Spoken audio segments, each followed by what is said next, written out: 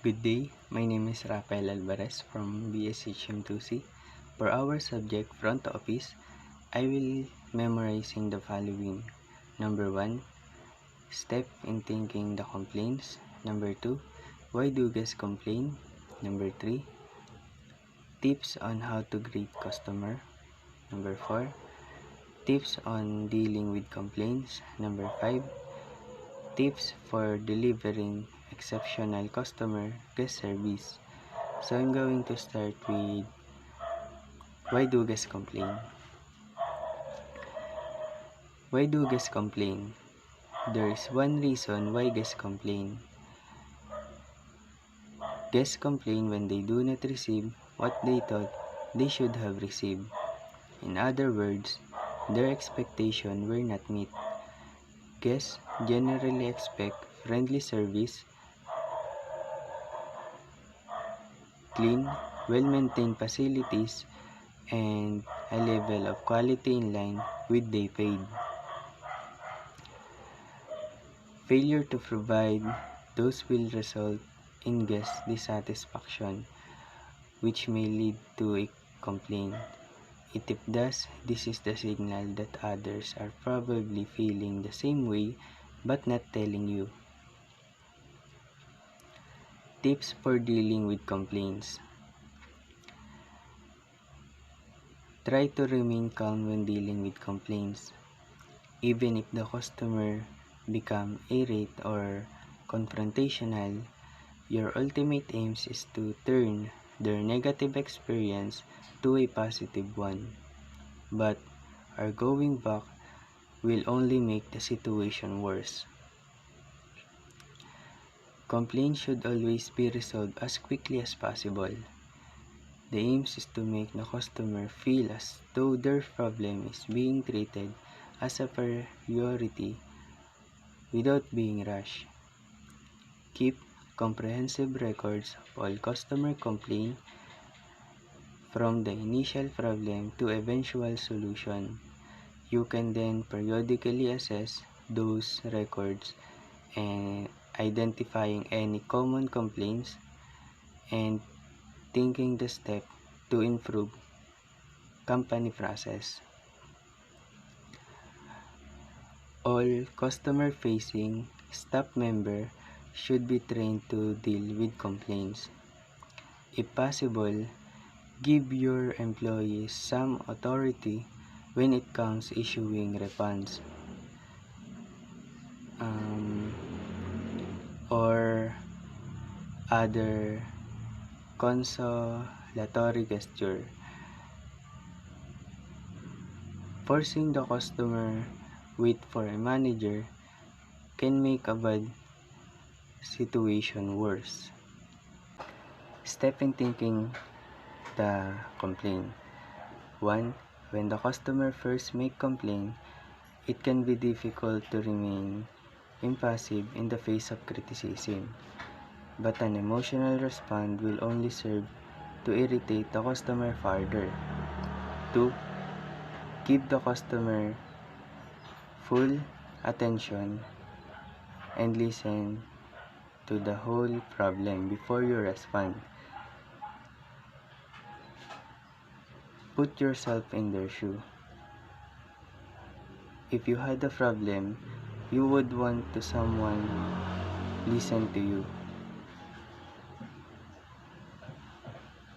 Appearing disinterested or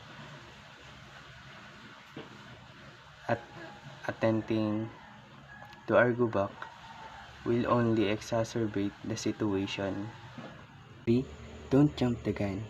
You might deal with complaints on a regular basis and may well handle the similar situation before.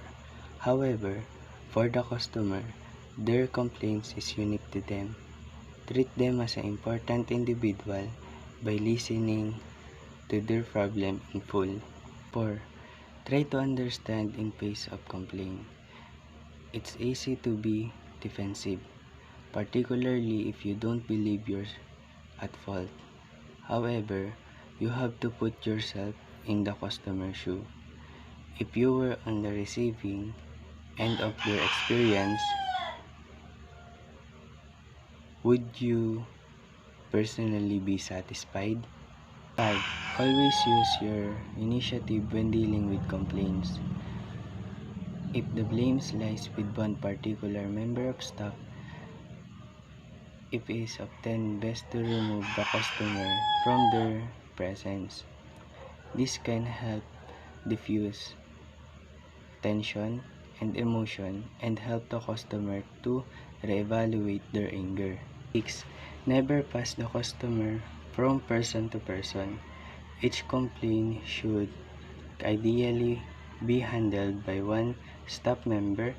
Therefore, you should always ensure that the person assigned to the case have authority to deal with the situation.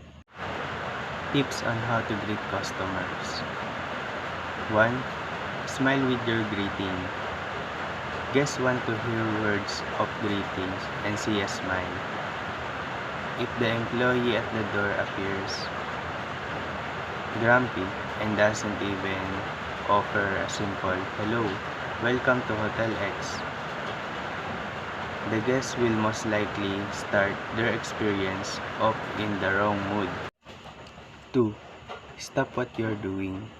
A guest should be greeted within 30 seconds of entering your hotel. Stand up from your task and offer smile and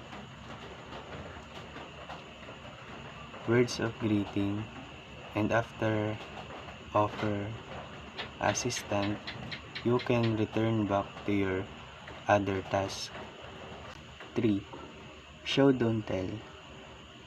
When the customer enter your hotel, they most likely inquire about a specific accommodation.